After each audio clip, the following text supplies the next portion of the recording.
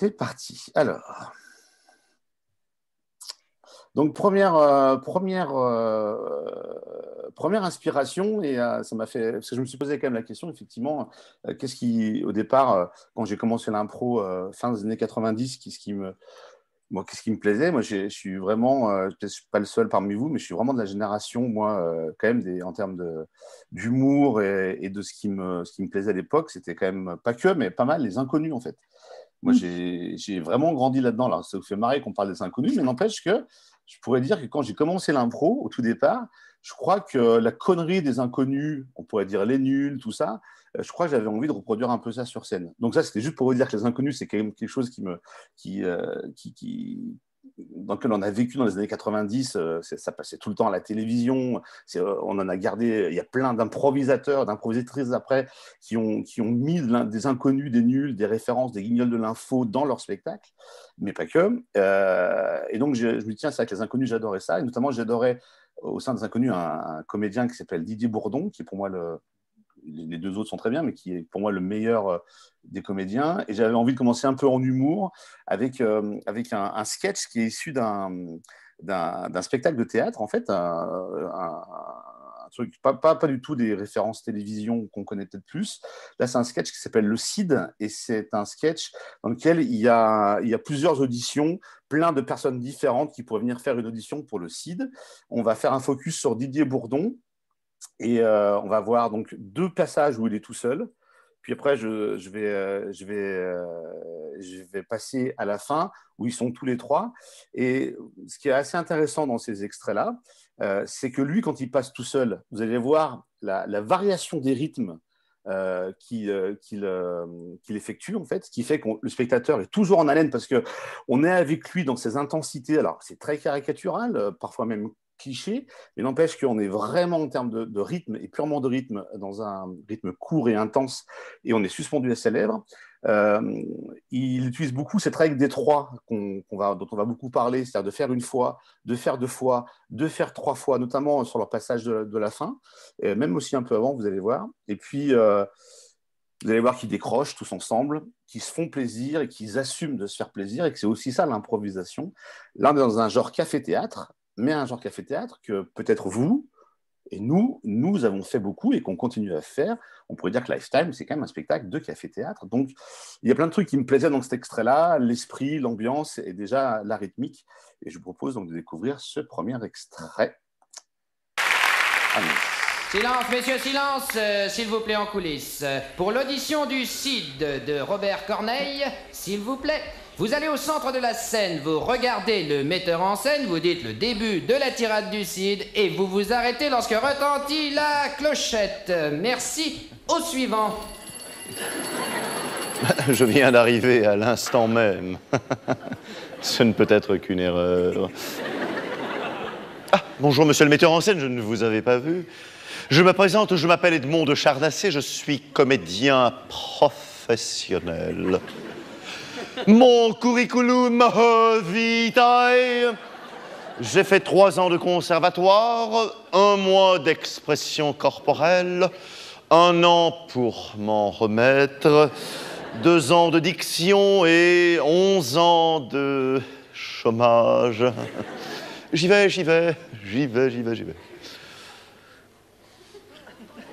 Je me concentre et je me jette à l'eau.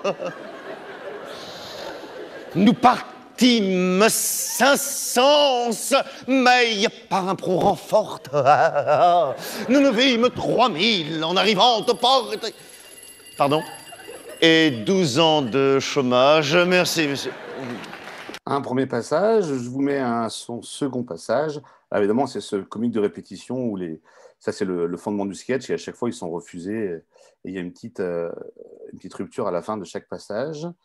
Et voici donc là. Alors là, il va vraiment dans le cliché à fond, mais très grosse énergie. C'est qu'il est le metteur en scène? Où c'est qu'il est le metteur en scène?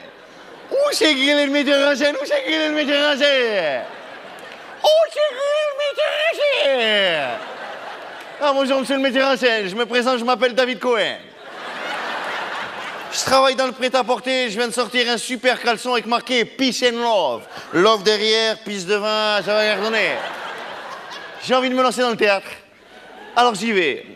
On est parti dans le 500 par le sentier, il y avait tout le monde, il y avait Ben Soussin, il y avait Benichou, il y avait même Bénévole, il y avait tout le monde, hein. Et on s'est retrouvé à l'import-export, sans mentir, sur ma mère, on était 5000. Comment ça, 3000?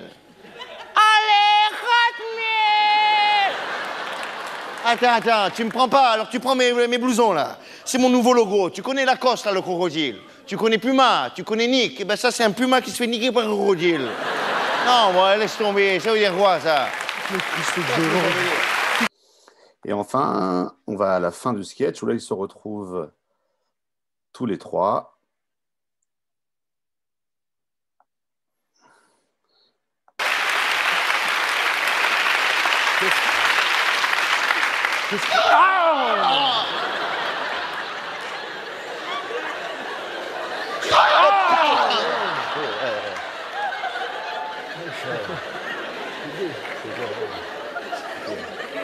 Oh putain, il a pété un boulon, lui. Oh,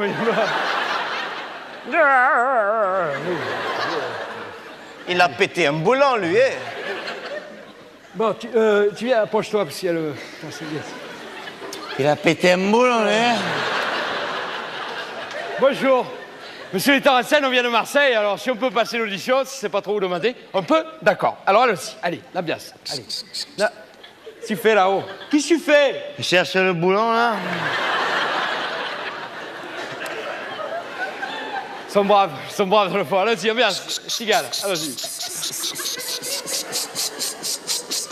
Allez, un peu moins fort, les cigales, un peu moins fort. Voilà. On est parti, c'est 100 copains, à travers la garrigue. Tu me dis de le faire moins fort, je le fais moins fort, ouais. Une fois. On est parti, c'est 100 copains, à travers la garrigue. Ça sentait bon le thé, la Tu lama... me dis de le faire moins fort, je le fais moins fort, ouais. 2 fois. Non mais, c'est moi qui t'ai demandé de le faire moins fort. Évidemment que tu le fais moins fort. Je le fais moins fort. Alors, c'est ambiance. On est parti... Tu me dis de le faire moins fort, je le fais moins fort, ouais. Écoute, excusez-moi, monsieur le temps, écoute-moi, escarte prune, je t'explique. Je te demande de le faire moins fort. Toi, qu'est-ce que tu as à faire? Rien d'autre que le faire moins fort. Tu le fais moins fort. Tu as compris, ça, oh? J'ai une tête à pas comprendre, là-haut. Tu as une tête, je sais pas, moi. Bon, c'est pas grave. Tu peux le répéter plus fort, hein. Alors, il va, tu es sage, tu le fais moins fort, là. C'est bien. Il me dit de le faire moins fort, je le fais moins fort, ouais. Il a pété un boulon, lui aussi, hein. Ça y est, tu veux pas aller le dire à monsieur le pompier non plus? Enfin bon. Alors, non, viens ici. Il me dit de le faire moins fort, je le fais moins fort, hein. Viens ici. Pourquoi tu me dis de le dire au pompier, hein, oh? Non. Alors, je le fais moins fort. Eh ben voilà, tu le fais moins fort. Je suis pas plus débile que mon frère, non? Ah, c'est ton frère, lui, là-haut? Ben oui, avant et après les incendies, hein, c'est tout, ouais. Moi, je suis la canebière et lui de... La canne à sucre. C'est là, mais tu fais le grillon, il fait le grillé, et puis c'est parti, alors. Et moins fort. On est parti, c'est 100 copains, à travers la garrigue. Ça sentait bon le thé, la lavande, le romarin. On entendait le pays qui nous disait... Reviens, reviens. Mais nous, on partait quand même. Reviens, qui disait le pays. Reviens, il disait le pays. Et le pays qui dit revient. Et je reviens, qui disait le pays. Alors, bon, le pays disait reviens. Reviens, qui disait le pays. Quand on parle du pays, moi, Ah oui, je sais. ça me rend toujours. Ouais. Ça me rappelle les films de Pagnon. Elle est moins fort, là. Ça y est, tu as tout dit? Ouais, j'ai tout dit. C'est bien. Alors le pays, il disait rien du tout. Et nous, on est arrivés, et sur le vieux port, on s'est trouvé au moins 3000. Et on me... Hein? Oh. Ça marche pas?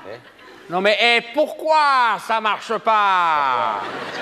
Parce qu'on aurait dû le faire plus fort, hein. Et la chute du sketch. Voilà. Est-ce que vous avez déjà des petites réactions comme ça? Ce que je trouve intéressant c'est que là, on a clairement un comédien, par exemple, là, qui fait une échappée. C'est-à-dire qu'on ne voit que lui. Et c'est la star du sketch. Il va au bout. Alors, il est écrit comme ça, le sketch, mais on sent bien qu'ils se sont amusés à dire vas-y, éclate-toi. Et puis, à chaque soir, il a ses moments de liberté. Et on voit un comédien qui se détache et qui ne raconte rien, mais juste en répétant des choses, en assumant, en étirant le moment, sans avoir besoin de raconter énormément de choses. Et ben déjà, ça fait un effet, en tout cas un effet comique extraordinaire, quoi.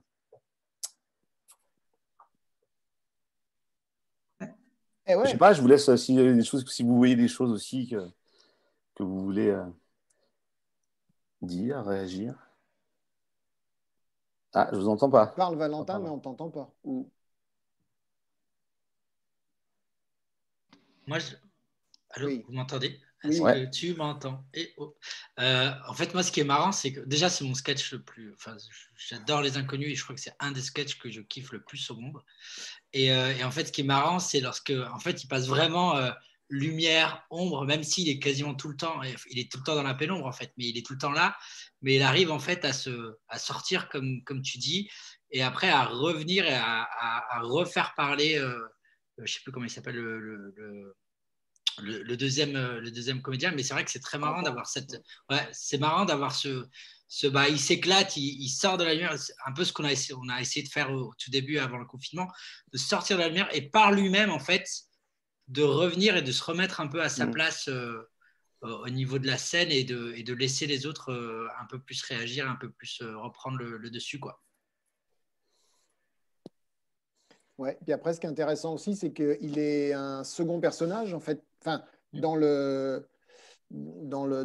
l'image de ce sketch-là, le personnage principal, c'est Didier Campan, c'est celui qui est au milieu, qui, lui, normalement, doit faire la tirade. Et lui, avec Légitimus, ils ne sont censés être que faire partie du décorum. Et en fait, c'est aussi souvent le cas d'un personnage secondaire qui peut être, lui, le garant du rythme, qui peut être, lui, le garant de cette animation, de sentir, parce qu'il n'est pas dans l'urgence de la scène, de sentir que, tiens, là, effectivement, il y a peut-être à accélérer quelque chose, tiens, là, il y a peut-être à poser quelque chose. Alors là, effectivement, c'est un sketch écrit. Mais en tout cas, c'est de se dire que c'est pas... il semble être leader, le focus est sur lui, et pourtant, il n'est qu'un second personnage dans cette histoire de casting, quoi. Mais je trouve que dans Les Inconnus, il joue quand même assez régulièrement ce rôle de second tourbillon en fait, où il est tout le temps là pour donner du rythme. En fait, pour moi, on dirait que c'est un peu lui qui donne à chaque fois le rythme des sketchs, en tout cas régulièrement, même s'il est en deuxième personnage. Là, ça se voit clairement, mais dans d'autres sketchs, il est comme second, mais en fait, c'est lui qui accélère ou qui rétropédale un petit peu, etc. Et je trouve ça vraiment impressionnant. Vous avez vu, on voit bien, hein, je fais une fois, je fais 2 fois, je fais 3 fois, j'essaie d'étirer la possibilité tu me dis de le faire moins fort, je le fais moins fort. Donc, ce que je disais, c'est il va même plus loin que 3 fois. Il fait même 4, 5 fois des fois. Bien sûr, 3 c'est le minimum. Après, on peut aller bien plus loin. Bien sûr aussi, pour ça, je trouve ça bien de commencer par ça, parce que quand j'ai commencé l'impro, il y avait vraiment ce plaisir-là à être sur scène. Et on voit qu'ils se font plaisir, on voit qu'ils s'éclatent. Et quoi qu'il arrive dans tout ce qu'on doit faire ensemble, il doit y avoir ce plaisir-là. Alors là, ils vont même jusqu'au décrochage, qui est en improvisation parfois utilisé. Pas trop l'utiliser, il faut pas que ça soit rare. Tu dis quoi par décrochage? Décrochage, c'est quand tu sens qu'ils sortent du texte, qu'ils se marrent entre eux. Il y en a un qui fait marrer les autres, quoi. Il fait marrer les autres, ouais. Il fait marrer les autres parce que. Alors, ils nous font peut-être croire qu'il a improvisé un truc, peut-être que c'était le cas ou pas, je ne sais pas, mais on sent qu'il décroche du texte, en fait, qu'il décroche du sketch, quoi, pour mieux y revenir. Voilà, ils se marrent, quoi. Ils se marrent de leurs conneries. Mais même à un moment, il dit même au public qu'il faut qu'il arrête parce qu'en fait, ils n'en peuvent plus. Ils sont à la rupture tout le monde rigole et qu'ils n'arrivent plus à faire le sketch, en fait. Mais tu vois ce qui est calé, en fait. Et ce qui n'est pas calé. Et ce qui n'est pas calé. Exactement. Parce que ce qui n'est pas calé, c'est là où tu as l'impression qu'ils prennent encore plus de plaisir parce que du coup, ils sont un peu sans filet. Il y a vraiment l'échange avec le public où ça se marre et comme tu dis, ils étirent. Et c'est ça qui est génial, c'est-à-dire qu'ils sont ils sont géniaux dans l'énergie, dans le sketch qui est calé. mais ils sont aussi géniaux dans ce qu'ils proposent le à côté, le sans filet qu'ils arrivent à étirer et où ils se font plaisir, ils se marrent. Moi, je vois aussi 3 copains qui ont une super complicité et qui se marrent. Et cette complicité-là, en improvisation théâtrale, c'est vraiment à notre portée. Et c'est ça qu'on doit aller chercher. C'est-à-dire que c'est pas là, la complicité qu'on voit là, elle est vraiment à notre portée. Et c'est ça le kiff en impro, notamment, c'est ça. C'est putain, quand ça, entre les 2 ou 3 comédiens, ça vibre comme ça, c'est génial, quoi. C'est c'est vraiment un plaisir qui est jouissif. On en redemande. Et quand on a goûté à ça, et je pense que la plupart d'entre vous, à part pour ceux qui commencent tout juste l'improvisation, mais voilà, on a déjà goûté tous à ça et on a envie de le retrouver, quoi. C'est vraiment, vraiment bon. Je trouve que Legitimus aussi, il apporte un autre style de rythme. Il est beaucoup plus incisif dans ses remarques. Ça pète. Et après, il faut un peu le temps d'incorporer. Et puis, ils rebondissent là-dessus. Mais c'est beaucoup plus incisif, ces interventions. Et je voulais aussi vous parler aussi des premiers trucs qu'on a vus avec lui, juste sur un très court temps. Voilà, quand même des variations de rythme.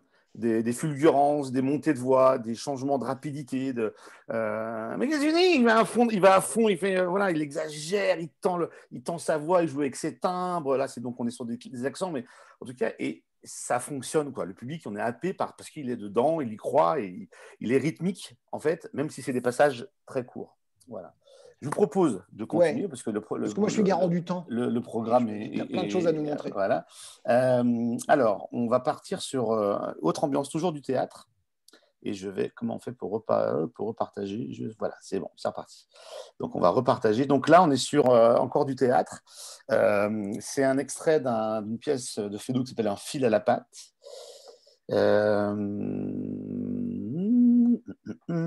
Excusez-moi.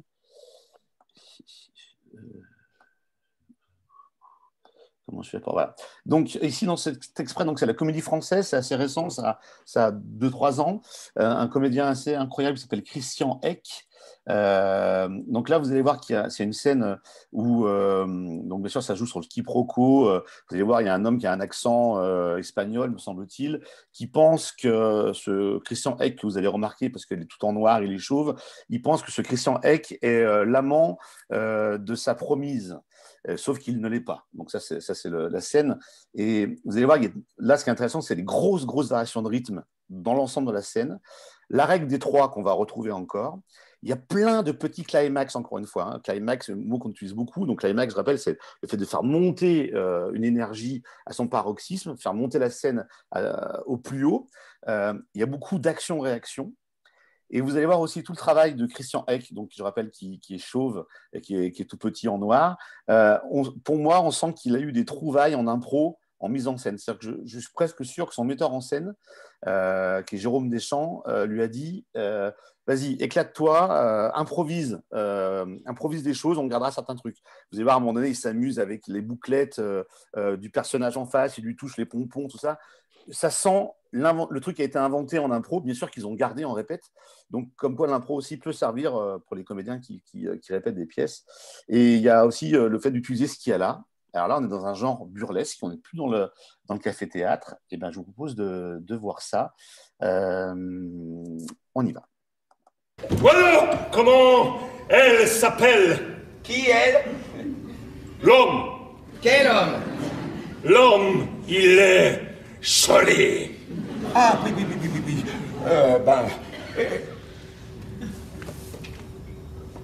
Bousin. Hein? Il s'appelle Bousin. Poussin. Voilà, cette Poussin, c'est une âme morte. Oh, il te fera dans le dos, hein. Entrée du... Monsieur Poussin. Lui, fiche. Tu rapportes ta chanson. Mais c'est tranquille, il est pas là. Oui, non, général. C'est un malade général. Moi, je pique de ses pains, gars. Non, monsieur Poussin, hein. Oui, monsieur, oui. Oui, non, mais c'est Poussin, là, c'est Poussin. Moi, je pique de ses pains. Enchanté, qu'ayez-vous face. Mais, monsieur, règle réciproque.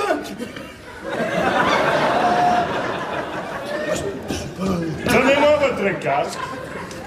Mais comment tomber? Mais avec plaisir. Oh mon Dieu! Il faut que...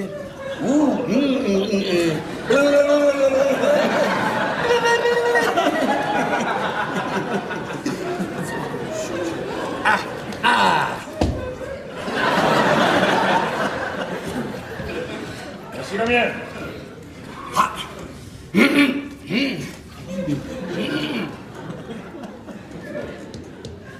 Général Irigois. Général.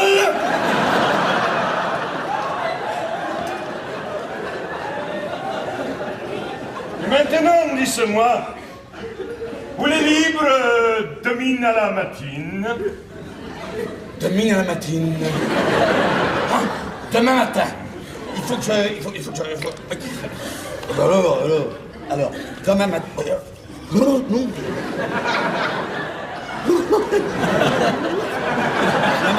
Demain matin... Oui. Oh là là. Mais pourquoi ça? Parce que je veux vous amener sur le terrain. Parce que je veux votre tête. Parce que je veux vous touiller. Mon Dieu, mais qu'est-ce qu'il dit? Général! Et je ne supporte pas quand il est une paquette dans mes roues. Parce que quand il rencontre un obstacle, il ne saute pas par-dessous, il le supprime. Mais voulez-vous me lâcher? Général du calme! Laissez-moi tranquille, mon gars. Et puis, vous n'êtes pas joli du tout, vous savez. Vous n'êtes pas joli. Mais qu'est-ce qu'il y a? Qu'est-ce qui se passe?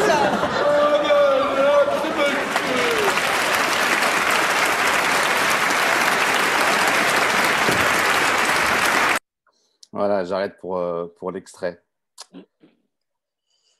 Donc, et puis, ça fait aussi écho à ce qu'on avait vu avec Florian aussi sur le corps. Là, on a un corps, en tout cas chez le comédien, là, chez Christian Eck, qui est fou, qui va chercher des courbes, c'est hyper graphique dans la manière dont il bouge, etc. Et ce que j'aime aussi, évidemment, et c'est ce dont on a beaucoup besoin dans tous nos spectacles, c'est aussi l'énergie, quoi. Il y en avait déjà dans Les Inconnus, mais là, vous voyez, hein, boum, ça joue fort, ça joue gros, ça joue théâtre. Ça joue pas Cinoche, comme on verra un peu après, mais ça joue très fort. Je sais pas, des réactions. Je sais que Flo, toi, c'est un mec que tu aimes beaucoup, Christian Eck. Bah oui, c'est sûr. Même, Bah oui, et puis en plus, là, comme il avait été mis en scène par Deschamps, effectivement. Et puis c'est assez drôle parce que dans cette pièce-là, il est vraiment un personnage en dehors des autres.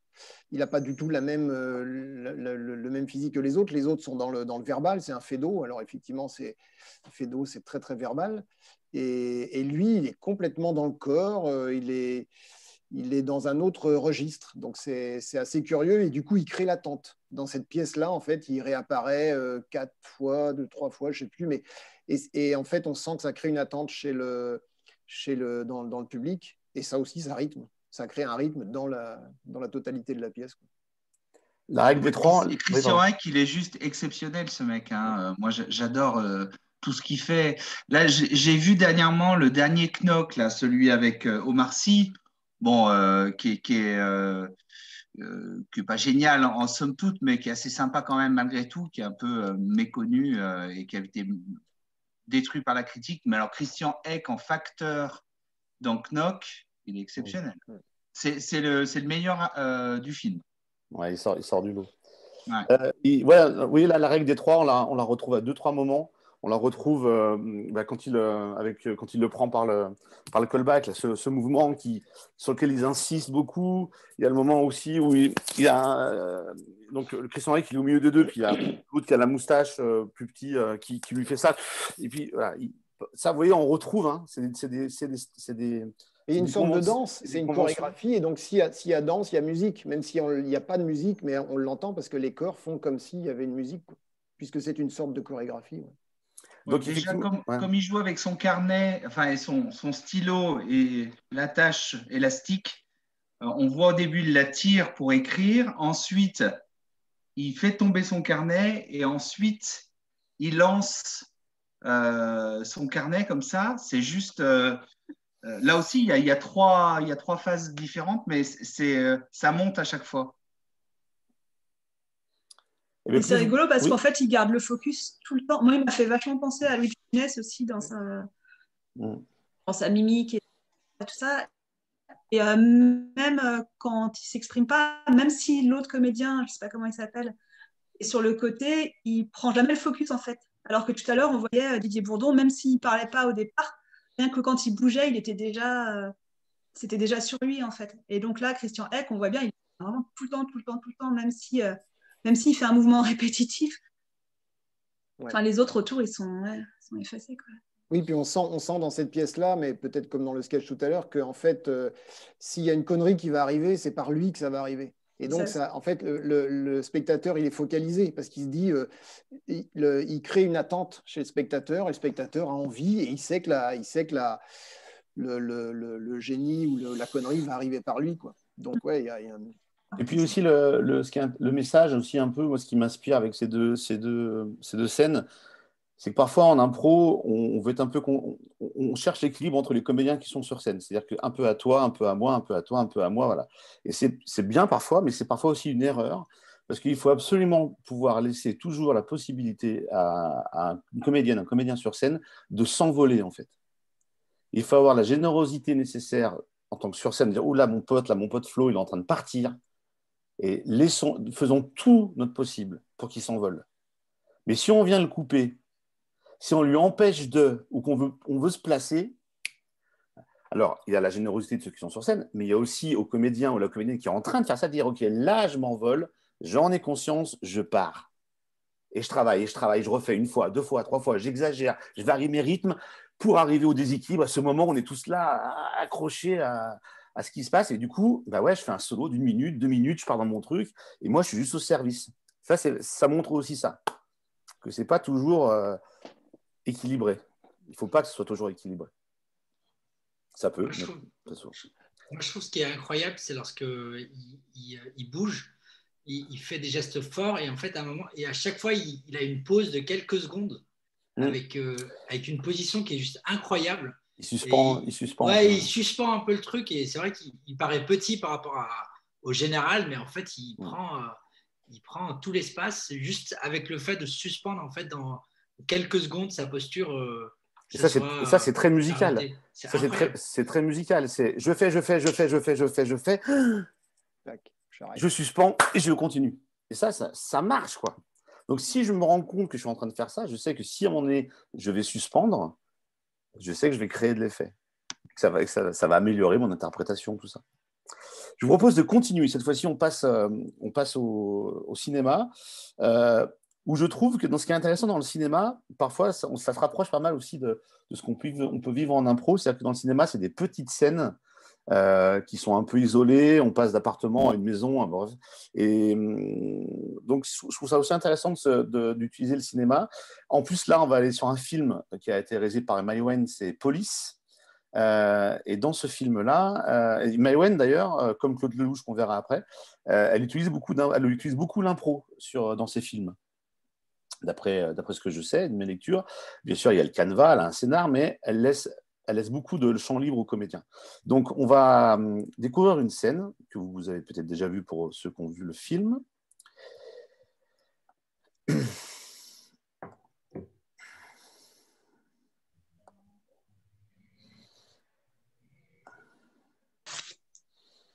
Donc, c'est une scène du film Police. Là où ce qui est vachement bien dans cette scène, qui pourrait vraiment être une scène d'impro sur scène, c'est que là, on voit vraiment un climax qui monte doucement. Sur les 2 extraits qu'on a vus, il y avait beaucoup de variétés. Là, on a un climax qui monte doucement et sûrement, et on sait qu'on va y aller, et il faut y aller. Bien sûr, ce que j'aime beaucoup, c'est la musicalité dans la rythmique de la comédienne principale. Donc, Maïwenn, elle demande beaucoup à ses comédiens d'improviser, et je trouve qu'on le sent. Parce que cette scène-là écrite, ça serait possible, mais ça ne serait pas pareil, je pense. Et bien sûr, elle croit à ce qu'elle fait, la comédienne. Elle a du propos, comme on vous invite aussi tous à avoir des propos sur scène, qui sont soit les vôtres, parce que vous les pensez, ou ceux d'autres que vous prenez pour le bien de la scène. Je vous propose de découvrir cette scène, qui est assez courte. Avec votre fille. Ça va. Elle est sage. Non. La question. Avec votre fille. Ça va. Elle est sage. Non. La question c'est, est-ce que vous vous entendez bien avec votre fille? Est-ce que vous avez de bons rapports, une belle complicité? Est-ce que si jamais elle avait des problèmes, elle pourrait vous en parler sans gêne, librement? Bien sûr. Pas de problème. Bon. On est d'accord, vous êtes ici pour maltraitance. Mais entre nous, là, en dehors du procès verbal, votre fille m'a dit que vous vouliez l'envoyer au bled et la marier à un cousin de force. C'est vrai, ça? Ouais, c'est vrai. Et alors, je suis son père. Faut bien qu'elle se marie un jour, non? Ouais, faut bien qu'elle se marie. Vous croyez que vous avez tous les droits sur elle? C'est moi qui décide. Ah ouais? Alors vous êtes bien renseigné avant de venir à la police, hein? Ouais. Vous savez que c'est pas dans le code pénal. Mais vous savez quoi? Ça va bientôt arriver. Et une fois que vous l'aurez mariée, votre fille, et qu'elle se sera fait violer par son mari, parce que c'est du viol, hein, vous allez l'obliger à avoir un rapport sexuel avec un homme alors qu'elle en a pas envie. Eh ben moi, je serai là. Je serai là et je vous lâcherai pas. C'est quoi votre problème? Quoi, c'est quoi mon problème? C'est moi qui dis quel est le problème, d'accord? Vous êtes à la police ici. Je vais pas te parler. Arrête-le de nous dire. Non, Ouais, c'est moi la chercher le police. directeur. Quoi, attends, là. Hein? C'est moi la police, d'accord? C'est moi la police, ok? Là, je suis de la police, d'accord? Alors c'est moi qui pose des questions et vous me répondez. Et pourquoi vous voulez pas me parler à moi? C'est parce que je suis une femme, c'est ça? تحشمش. شنو ما نحشمش؟ Occupe ça de tes enfants et de ton mari. وانت ما تحشمش وانت ما تحشمش ما تكلمنيش هكاك فهمت؟ خدني انا فهمت؟ وانت مثبت روحك قريت القران توا وريني هيا قولي وين مكتوب؟ كان انت راجل ومسلم باهي ها؟ قولي وين مكتوب في القران البو نجم يلاز بنته تعرس بالسيف عليها؟ وريني توري انت توا تحب توريني تخيل انت باش تفهمني توا القران وين مكتوب في القران المراه نجم ما تنجمش تخدم توريني وين مكتوب تخيل روحك مسم مسختنا القران يعلم الاحترام فهمت؟ Il y a un problème avec monsieur là? Non, il y a pas de problème. Il y a pas de problème.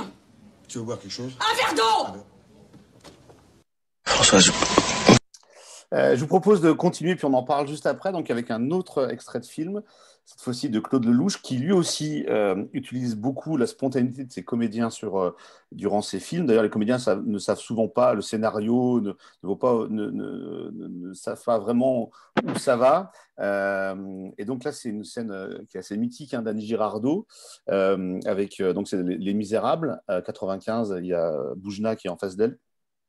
Et alors, la légende de cette scène, c'est que Annie Girardot, elle en avait ras-le-bol de ce tournage, elle était fatiguée, elle avait envie de rentrer, tout ça, mais Claude Lelouch n'arrivait pas à voir ce qu'il voulait. Donc, il insistait, et donc elle était énervée de ce tournage-là. Et en plus, elle avait une relation un peu avec lui de drague, où lui, apparemment, elle le draguait pas mal sur le tournage, elle avait envie de relation avec lui, et lui, Claude Lelouch, bien sûr, n'acceptait pas. Donc, c'est Claude Lelouch qui raconte ça, et donc il y a cet environnement-là. Évidemment, là encore, un climax différent, parce que c'est pas une colère aussi forte que celle-ci, mais ce que j'adore aussi, c'est que la voix, elle sonne, elle est grinçante, vous allez voir tous ces gestes qui accompagnent la scène, on sent qu'elle est en complètement déséquilibre, qu'il y a la comédienne et elle qui est juste derrière. Et ce qui est intéressant aussi, c'est que les sentiments, ils sont complexes. Il y a de la frustration, il y a de la colère, il y a de l'envie aussi. On regarde ça. Vous vous rendez compte de ce que vous me proposez? C'est de l'impro, hein.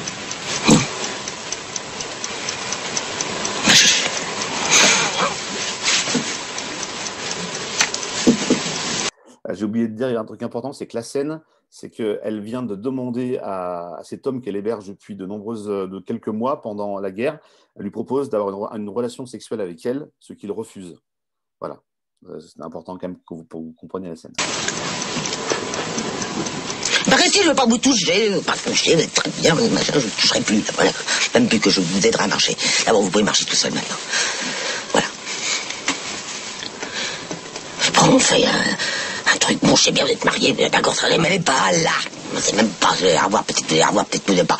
Mais bon, c'est tout, mais aujourd'hui, c'est maintenant, c'est pas hier, les juifs, les machins, Moïse et tout, je m'en fous.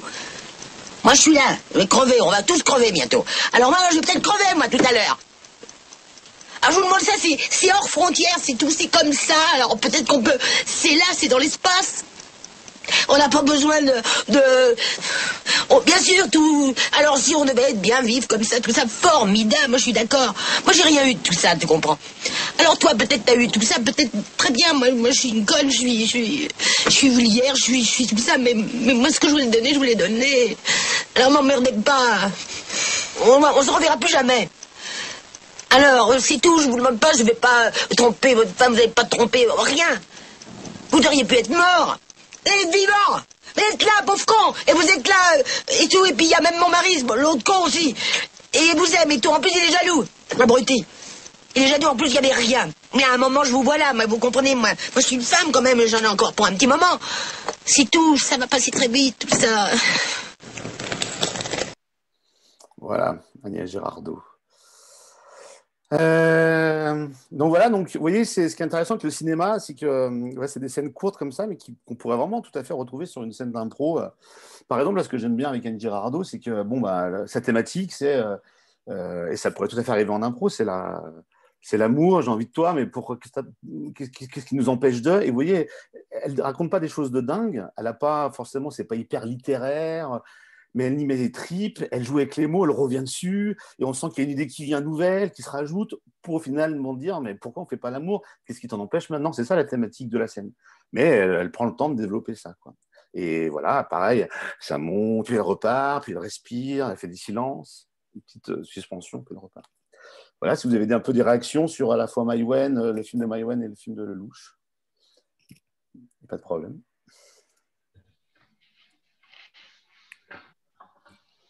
En tout cas, ce qui est intéressant, c'est que c'est pas un acte improvisé au sens où c'est un spectacle d'impro, mais en tout cas, c'est très spontané dans l'interprétation. Le comédien, il est laissé un peu, on lui donne un canevas et puis.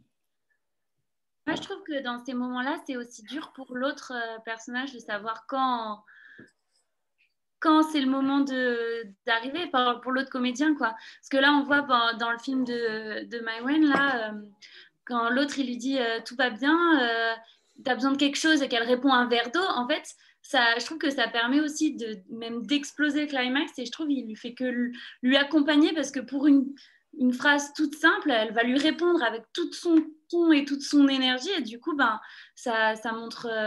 ça apporte vachement, je trouve, et l'autre, il apporte vachement, en fait. Et dans le deuxième film, là, l'autre, il répond pas, juste il hoche la tête, on voit qu'il est vraiment dans l'échange, mais pareil, il laisse à chaque fois le focus sur l'autre, et je trouve que c'est dur aussi de pouvoir, en impro, jauger quand est-ce que ça va aider ou desservir ou quoi. C'est un petit peu le principe de l'échapper, ce qu'on disait tout à l'heure, c'est en fait de sentir ça. On a tellement l'habitude qu'en improvisation, ce doit être du ping-pong parce qu'on est très poli et qu'on veut que le temps de parole et le temps de jeu soient partagés de façon équitable. On est tellement poli là-dessus que du coup, ça donne quelque chose qui est assez fade. Et qu'il faut s'autoriser ces moments-là où en fait on laisse quelqu'un partir et ne pas lui répondre, ne pas lui renvoyer la balle, mais par contre être super présent avec et vraiment être dans comme là Boujna le fait, c'est-à-dire qu'en fait on ne le voit pas forcément à travers ses lunettes triple foyer, mais il doit être d'une présence telle que en fait ça la motive elle. Et en fait c'est ça, c'est-à-dire que lui a presque plus autant d'importance et de rôle à jouer. Et quelque part, il lui envoie des ondes en lui disant vas-y, vas-y, vas-y, monte, encore, dis tout ce que tu as à dire. Et ça doit être ça dans le regard. Et effectivement, si on joue avec un partenaire qui ne fait qu'attendre son tour et qui est là, qui s'est mis en apnée parce qu'il a déjà sa réplique et tout ça, et ben là, c'est évident que ça ne va pas motiver l'autre. Donc, c'est un peu ça, les échappées, c'est laisser la place à quelqu'un et le motiver pour que ce quelqu'un-là puisse pousser son jeu, en fait, le développer, en fait, c'est ça. Et puis après, comment ça s'arrête, on ne sait pas, mais à partir du moment où la motivation a été lancée, la machine est lancée, il y a un climax qui arrive, et puis pour le coup, s'il y a un grand vide derrière, un grand silence, ça marche aussi. Pour compléter ce que dit Pascaline, c'est marrant parce que même ceux qui arrivent derrière la scène, et lorsque le personnage se lève pour s'énerver, en fait, il le rabaisse pour que l'autre continue à monter, en fait, en disant bah non, assis-toi, en faisant un petit bruitage derrière. Et c'est comme si, en fait, il disait non, mais en fait, tu participes pas et il faut qu'elle continue à monter. Elle n'a pas encore fini de monter dans les tours. Et c'est trop marrant parce qu'en fait, ça relance la folie, la crise d'énervement, etc. Donc, c'est chouette. Mais la question, c'est comment peut-on arriver en impro à pouvoir interpréter de cette façon-là moi, la piste que je peux proposer, c'est et surtout de dire, OK, là, c'est bien ce que je fais, je continue. C'est que du coup, ben, dans la première scène, si ce geste-là et ce regard que je fais et cet énervement et cette manière d'articuler très précise, avec beaucoup de précision, et ben, d'être conscient du corps que je suis en train de faire et tout ce que je suis en train de faire, du coup, je vais l'imprimer, je vais le garder, je vais pas changer et je suis conscient de mon articulation, mon intention et donc je suis bien en train de créer ma propre musique interne. Et évidemment, le public ne se dit pas, il fait de la musique, mais moi, je suis en train de m'auto-diriger en fait. Pareil pour la deuxième scène. S'il y a beaucoup de respiration et que je fais beaucoup de regards à gauche, à droite, et puis voilà, bah, ça, je vais le garder, je l'imprime, parce que je sais que ça va me servir pour améliorer mon interprétation, et je vais pouvoir aller loin.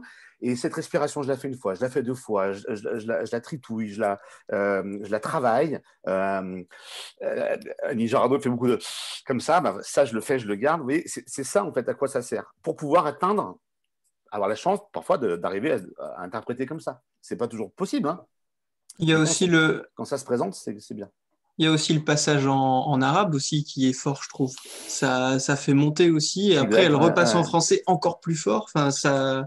Moi, je suis pas capable d'improviser en arabe, hein, mais c'est vraiment ça ajoute une autre forme de musicalité, de changer de langue comme ça, de passer. Au début, elle le répond en français, puis après, elle passe dans sa langue, elle monte, et après, elle repasse en français pour répondre aux autres, mais toujours en étant montée encore plus. Mais en plus, c'est vrai que cet arabe-là, ce dialecte, il est très percutant dans la façon de parler. Il est moins doux que le français. Et donc, automatiquement, bah, ça rajoute de l'énervement. En fait. C'est encore plus méchant, en fait, on va dire, que ce qu'on peut avoir si elle partait dans un texte plutôt en français. Ce qu'on vient de voir là, les deux scènes, hein, c'est des choses qu'on peut complètement et tout à fait jouer. Enfin, on peut aller vers ça hein, en impro. Oui, du coup, c'est ce que je disais, pas en arabe. Moi, je suis pas capable. Non, mais en tout cas, c'est des trucs qui sont carrément à notre portée, quoi. Voilà. Ce qui n'est pas forcément le cas de ce qu'on va voir maintenant, parce que mais ça va faire lien avec le reste. C'est bon pour moi. Un de mes films majeurs, c'est Wolfgang Amadeus Mozart de Milos Forman. La scène de fin qu'on appelle la scène Maledictis. Donc pour moi ici, c'est vrai qu'on est dans le chef-d'œuvre absolu, et ça fait du bien de voir des chefs-d'œuvre. C'est une scène qui fait clairement le lien avec la musique et le théâtre et le cinéma. Vous allez voir, c'est assez sublime le fait que les comédiens vraiment interprètent avec la musique.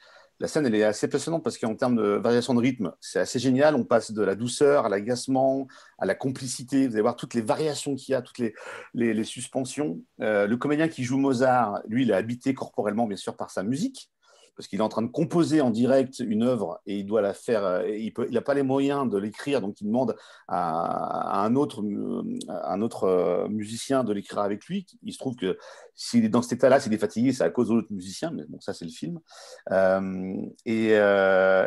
Corporellement, vous allez voir, il est très habité par la musique. Vous allez voir, il y a un travail sur la respiration qui est assez admirable. Le spectateur, lui, nous, on entend la musique, mais le personnage qui est en face, qui l'écrit, lui, il ne l'entend pas, il doit l'imaginer et il doit la faire résonner dans sa tête. Voilà. C'est une scène qui illustre assez parfaitement pour moi l'artiste qui est donc habité par la musique. Et je voulais bien sûr vous la partager et on y va. Est-ce que tout le monde a vu ce film? Je ne sais pas si c'est le cas déjà.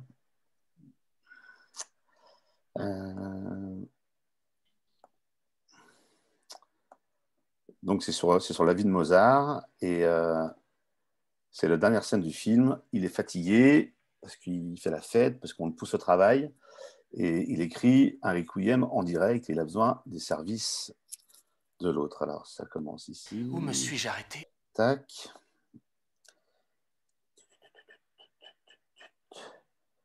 On y va. Pas majeur. Oui. Alors maintenant, la mineure.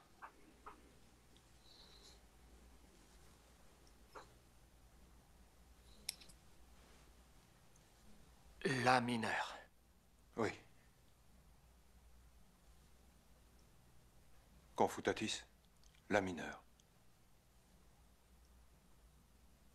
D'abord les voix. Les basses. Deuxième temps de la Quelle première... mesure? Quelle mesure? À 4 temps. Deuxième temps de la première mesure. En La. Confutatis. Deuxième mesure, deuxième temps. Maledictis. Vous y êtes? Oui, oui, Ré dièse, Oui, je pense. bien sûr. Oui. Deuxième temps de la troisième mesure en Mi. Flammis acribus addictis. Pause. Maledictis flammis acribus addictis. Acribus flammis addictis. Vous y êtes bien? Oui, je crois. Faites voir.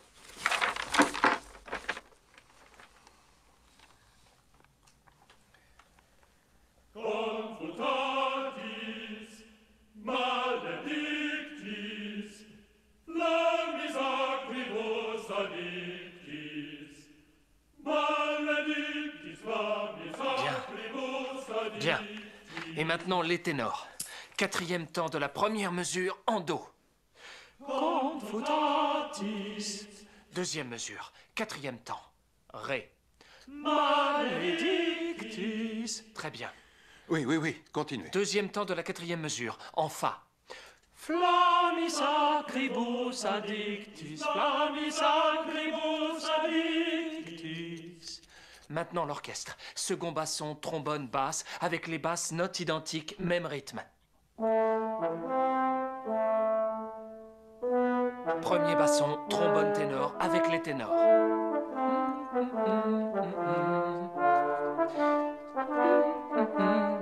Vous allez trop vite. Est-ce que vous y êtes? Vous allez trop vite. Est-ce que vous y êtes? Premier basson, trombone, ténor, quoi? Avec les ténors. Identique? Oui, bien sûr, les instruments doublant les voix. Maintenant, trompette et tympanie. Trompette en ré. Non, non, non, écoutez-moi. je ne comprends pas. Écoutez. Trompette en ré. Tonique et dominante, premier et troisième temps. Tout cela est en harmonie.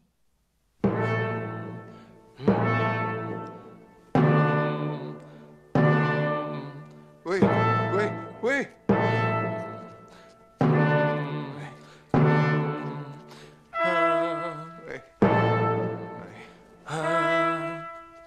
Oui, ça y est, j'y suis. Oui, oui, et c'est tout. Non, non, non, non, pour le grand brasier.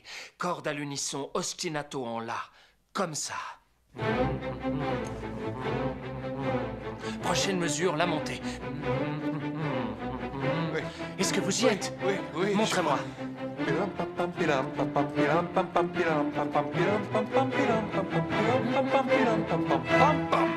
C'est magnifique. Oui, oui, oui, oui, oui, oui. Continuons. Vocame. Sotto voce. Notez ceci. Sotto voce. Oui, oui, oui. Pianissimo. Vocame Pianissimo. maledictis. Oui, il fait de moi bienheureux. Do majeur. Soprano et alto à la tierce. Alto en do, soprano par-dessus.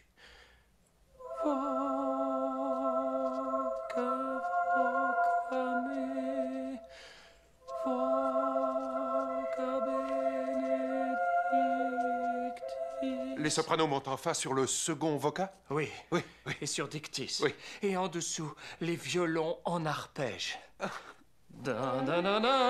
Gamme descendante en 8 notes et reprise à l'ostinato comme avant. Là, c'est tout. Est-ce que vous y êtes? Vous allez trop vite. Est-ce que vous y êtes? Vous allez trop vite. Une seconde, je vous prie, une petite minute. Oui. Bon, montrez-moi le tout, depuis le début.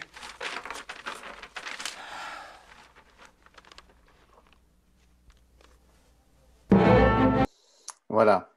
Et à la fin de la scène, il meurt, puisqu'il est, il est complètement fatigué par tout ça. Je vous propose du coup d'enchaîner, puis on pourra en reparler si vous voulez. Pour moi, ça faisait la transition entre le théâtre, le cinéma et donc la musique la pure, avec un artiste que j'aime beaucoup, que Caroline, je crois, même a chanté avec lui sur scène à Jazz à Vienne avec sa chorale. Il s'agit d'un mec qui s'appelle Bobby McFerrin. Tout à l'heure, ce que je disais à Florian, c'est que je trouve que l'improvisation théâtrale, en tant que spectacle pur et dur, ça a quoi? Ça a 30, 35 ans, peut-être un peu plus même.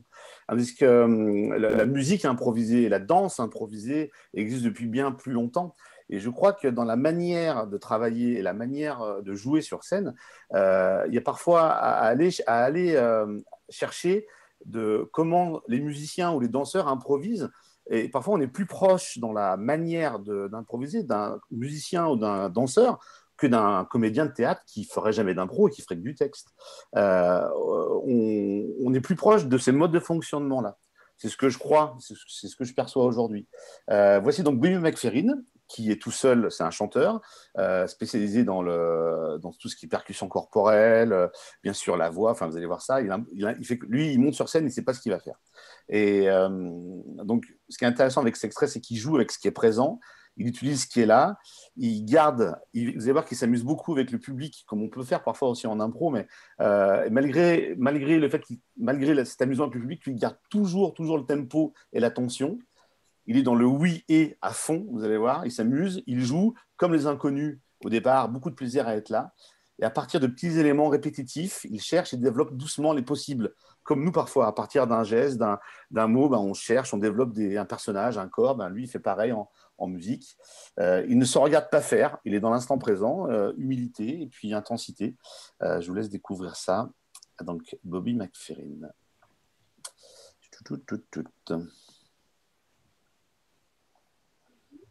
Non. Je sais pas.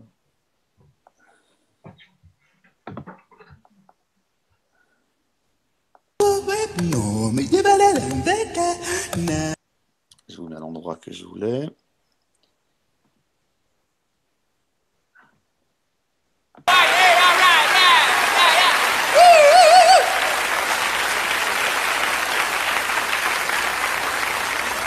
Would you tell me what your name is, please? Melanie. Melanie. À partir d'un prénom.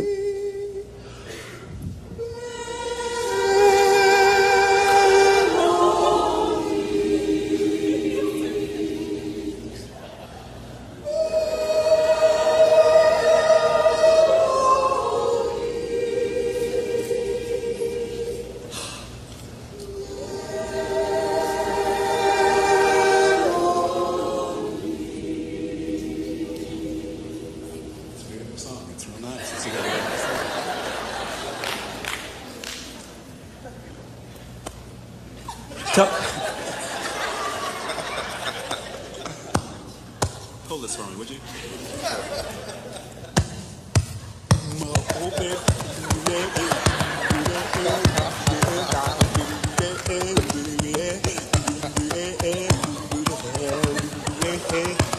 I'm in the leather.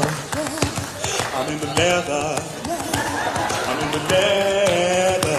I'm in the leather.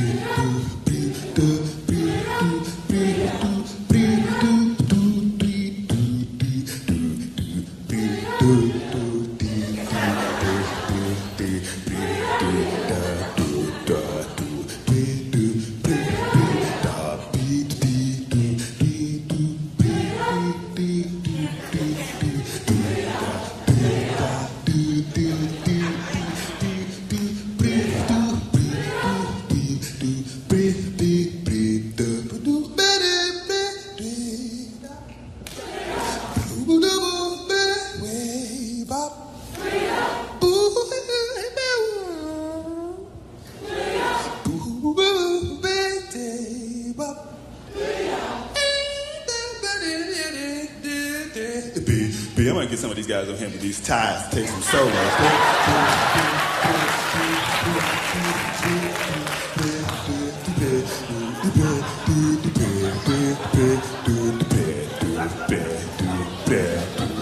You remember your parts? You remember?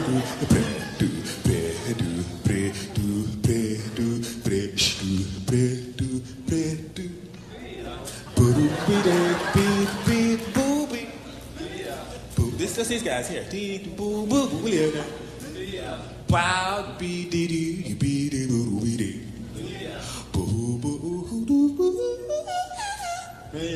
Wow, sorry.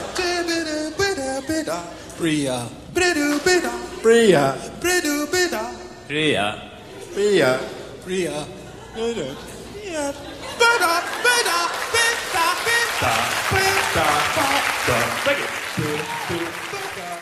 Donc voilà, Bobby McFerrin. Je ne sais pas si... il y en a pour qui c'est une découverte, ce chanteur? Peut-être.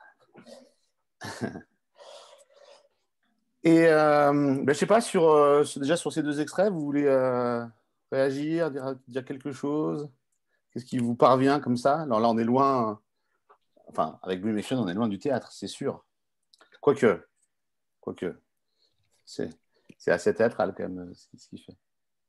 Moi, ce que j'ai trouvé super intéressant dans l'extrait du film, alors c'est encore plus amplifié quand on connaît le rapport des deux personnages, mais c'est à quel point il y a des moments où ils se connectent complètement.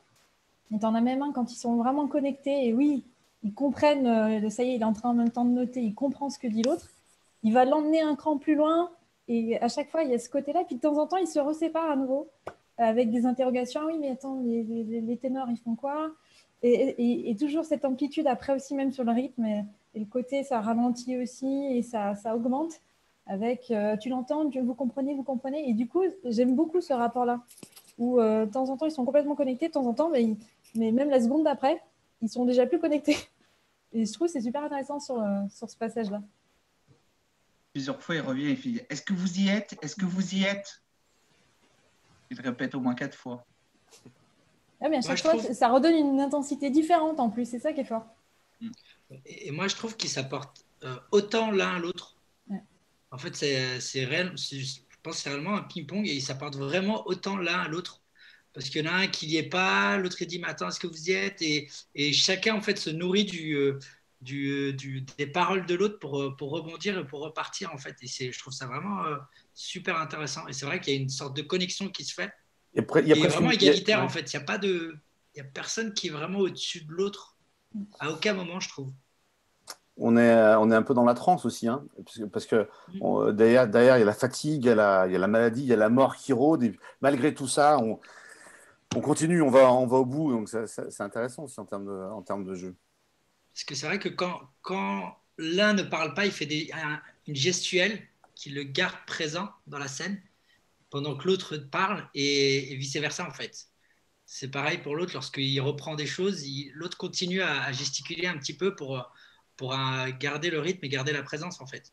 Tout à fait, ouais.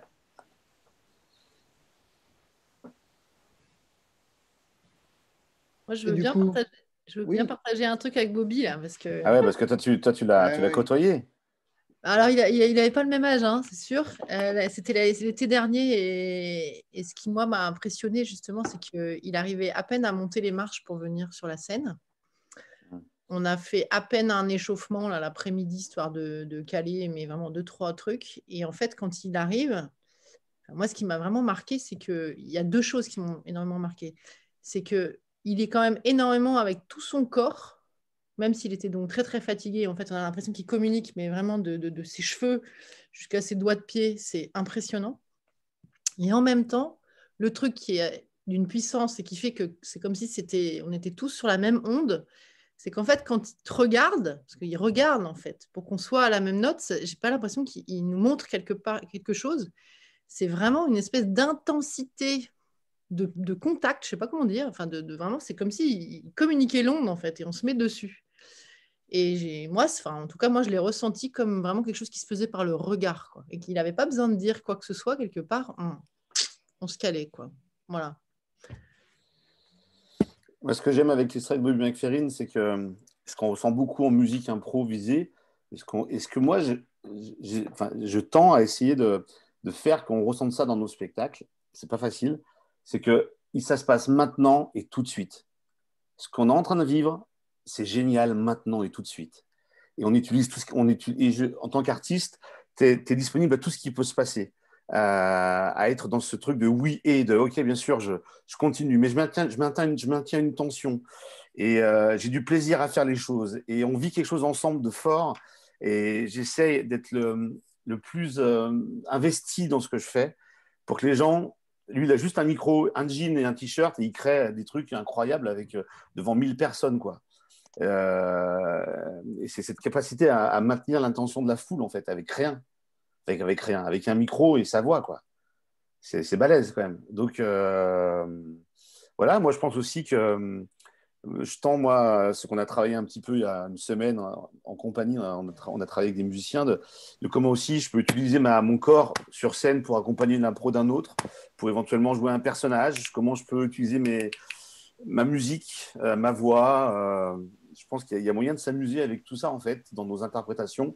Ça veut dire qu'il faut peut-être aussi parfois quitter un peu le réalisme aussi, il faut l'accepter. Voilà.